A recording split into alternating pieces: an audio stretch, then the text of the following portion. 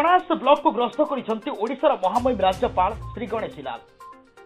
कणास अंचल में शिक्षार बतीघर कहुवा कणास हाईस्कल 75 वर्ष में पाद थापी।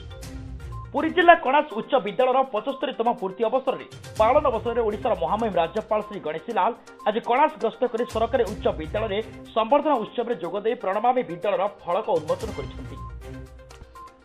साधारण सभा जोगदे समस्त छात्र छात्री शिक्षक शिक्षयित्री अभिभावक ग्रहण में उद्बोधन देते। पूर्वतन विधायक रमारंजन बलियार सिंह, विद्यालय प्रधान शिक्षयित्री सुलेखा महापात्र, अलुमिनियम ट्रस्ट संपादक महेंद्र रणसिंह मंच में उपस्थित होते। महामहिम राज्यपाल गणेशी लाल अभिभाषण में मुग्ध होते समस्त जनसाधारण।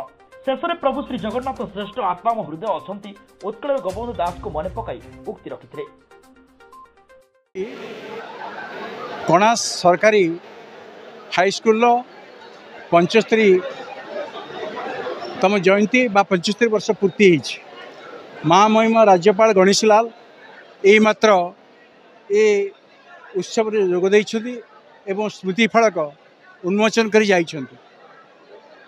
भारत वर्ष स्वाधीनता हबार 75 वर्ष है। देश अमृत महोत्सव पालन कला बेले कणास अंचल में 75 वर्ष पूर्ति कणास हाईस्कल जे कि ये अंचल गर्व एवं गौरव ता अत्यंत आनंदर विषय। ये अंचल हजार हजार प्राक्तन छात्र अंचल बुद्धिजीवी एवं शुभेच्छु समस्ते उत्सव आयोजन करते।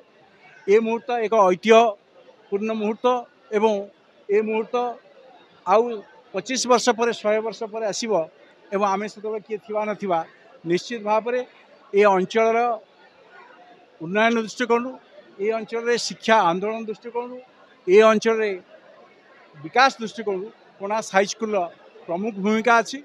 सत्यवादी जुग 1909 रु 1926 पर्यंत जो था बकुलवन से स्वाधीनता पूर्व थिला। स्वाधीनता परे पूरी जिले में जदि कौन हाईस्कल गढ़ी उठा सी हूँ कणास हाईस्कल।